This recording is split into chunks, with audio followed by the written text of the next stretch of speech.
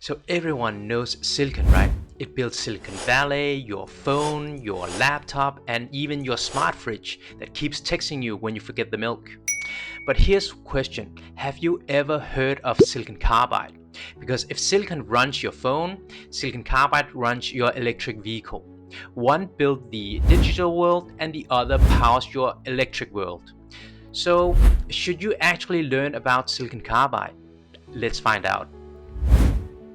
Let's begin with why this matters. So here's the deal. Everyone is talking about AI chips and data centers, but none of that works without power. And the next big revolution in semiconductor isn't about smaller chips. It's about smarter energy. If silicon made your devices smart, silicon carbide makes your world move. It's what lets EV charge faster, data centers run cooler, and renewable energy flows more efficiently. Basically, the world got ripped and hit the gym. Silicon, the OG hero. So silicon certainly deserves a standing ovation and outstanding reward because it basically turned sand into smartphones. It's amazing at handling information, low power, high precision, and fast logic. But here's one little but critical challenge. It hates heat. Trying asking silicon chips to handle 1000 volts and it will say nope and take an early retirement. It's like using a gaming laptop on your lap. 5 minutes later, you're basically roasting marshmallows. So for low power stuff, perfect, absolutely no brainer. But for serious power, silicon is out of breath. You can think of it like this way. Silicon is amazing at thinking fast, but not at weightlifting. It's a marathon runner, not a weightlifter. Now, that worked really great when we only needed to power small devices. But the world is ever changing and we need more and more and more power. Enter silicon carbide, the gym version of silicon. Silicon carbide is like silicon that did CrossFit and stopped skipping leg days. It can handle many times the voltage, survive insane temperature, and waste way less energy.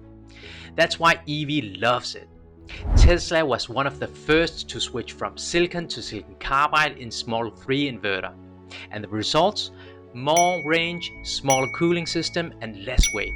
And now everyone is following. Audi, Mercedes, Hyundai, BYD, and 10 other Chinese brands, and you name it. When you see a company brag about efficiency, there's a good chance that silicon carbide is hiding inside. So, if silicon is the brain of the modern world, silicon carbide is the muscle. Brain process data, muscle move things. And right now, the world needs both. How big of a deal is this? When you replace silicon with silicon carbide in EVs, you can boost energy efficiency up to 10%. That's an extra 20 to 30 kilometers of range for free. Now, that may or may not sound so attractive, but if you multiply that number by millions of cars, you're basically saving entire power plants with worth of energy. So this isn't a nice to have, it's a change of world kind of upgrade. A quick science break. So here's the nerdy part, and don't worry, I'll try to keep it short. Every semiconductor material has what's called a band gap. It's basically how much energy it can handle before breaking down. For silicon, it's 1.1 electron volts. Silicon carbide, it's 3.3, and that's 3 times stronger. So when people say third generation semiconductor or wide band gap semiconductor, that's what they mean. Materials that can take a punch and keep running. Silicon carbide isn't alone. It has a cousin, gallium nitride, the super fast one that's inside your MacBook tiny charger. Each material has its vibe. Silicon is logic and computing, gallium nitride is speed and compactness, silicon carbide is strength and endurance. Together they are redefining what electronics can do. Now, my professor is probably not going to like my explanation.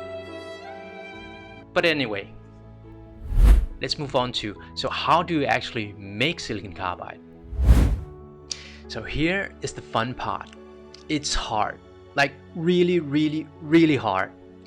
You grow it inside a special furnace running hotter than 2000 degrees Celsius. That's literally above molten steel. It takes days to form a single crystal, which is called a boule. Then you flatten it, you round it, and you slice it, you polish it into what's called a wafer. And then you pray that it doesn't crack during the process. That's why there's only a handful of major players that are able to do so, all racing to scale this up. Everyone else is trying to catch up because the demand is exploding. This is where it gets spicy. The silicon carbide market is expected to grow a lot in the next decade. Countries are throwing money at it. The US, Europe, and China are building fabs because whoever controls silicon carbide manufacturing basically controls the hardware of electrification. You will hear terms like strategic materials, supply chain independence, and domestic wafer capacity. Translation: everyone wants a slice of the electric pie. Now, why should you care? Alright, maybe you're not an engineer, but if you're in business, investment, manufacturing, or high-tech, this may still be relevant for you, because this is where the entire new industries are forming. Startups are popping up around silicon carbide wafer recycling, packaging, epitaxy, you name it. Even big chip companies are pivoting to power semiconductors because it's where the growth is. 20 years ago, knowing silicon got you into tech. 10 years from now on, knowing silicon carbide could get you into energy, mobility, or sustainability. If you're a student or engineer, this is the golden era. Power electronics, material science, process engineer, all booming.